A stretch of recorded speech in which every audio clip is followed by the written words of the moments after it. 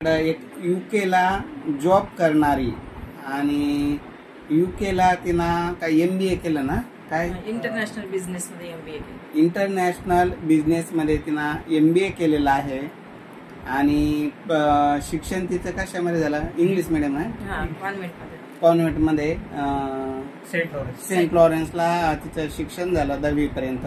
त्याच्यानंतर तिनं BE-IT झालेली आहे. पुन्हा MBA केलं HR मध्ये, परत MBA HR शिक्षण झालं. त्याच्यानंतर यूकेला तिनं MBA केलं आणि असं करून आता ती यूकेला सध्या जॉब करते.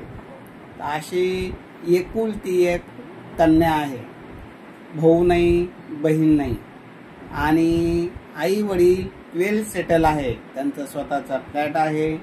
आई जिल्हा परिषद शिक्षिका आहे, मराठा हायस्कूलला आहे आणि गावाकडे त्यांची शेती पण आहे.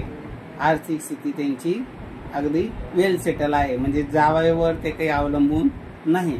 बऱ्याच केसेस मध्ये वाटतं का मग एकुलती काय सासऱ्याची जबाबदारी, सासऱ्याची काही जबाबदारी घ्यायची गरज नाही. फक्त सुखादुःखाला उभा राहणारा, समजून उमजून घेणारा जावई त्यांना अपेक्षित आहे.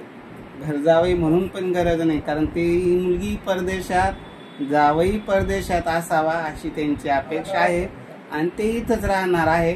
पण कधी मध्ये महिना 2 महिने भेटाई गाठीला जाऊ शकता, राहू शकता. संकुचित वृत्तीचा जावई नसावा.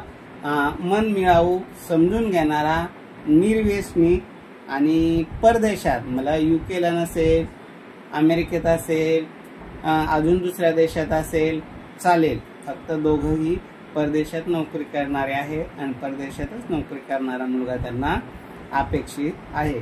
अजून काय काय अपेक्षित आहे तुमची? एवढं समजून घेणार, एकमेकांना, दोघांनी एकमेकांना समजून घ्यावं. आपलं काही नाही, कारण आमचं तर काय, आम्ही वेल सेटल आहोत. हा, तुमच्या आमचं काही आहे नाहीये, फक्त एकमेकांना दोघांनी समजून घ्यावं, दोघांनी छान राहावं, बस एवढीच अपेक्षा आहे. तुमची काही जावई म्हणून तुमची काय अपेक्षा? तुमची काय अपेक्षा नाही आहे पण एकमेकांना समजून, आजचा परिस्थिती अशी आहे, एकमेकांना समजून घेऊनच पुढे चालावं लागतं. म्हणजे विचार आणि दोघांनी, दोघांचे विचार मॅच झाले पाहिजे, एकमेकाला समजून घेतलं पाहिजे.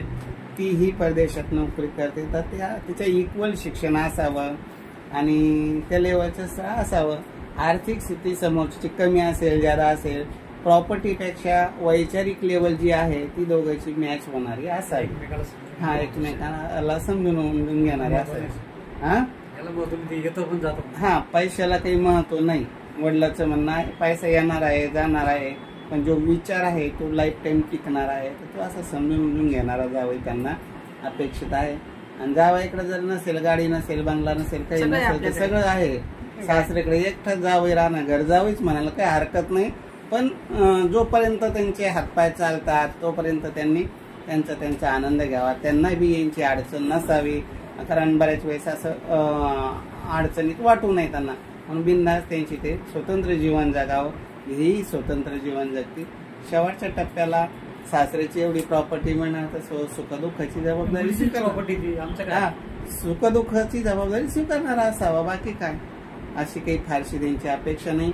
अधिक माहितीसाठी 9403 41 40 87 या नंबरवर संपर्क करावा.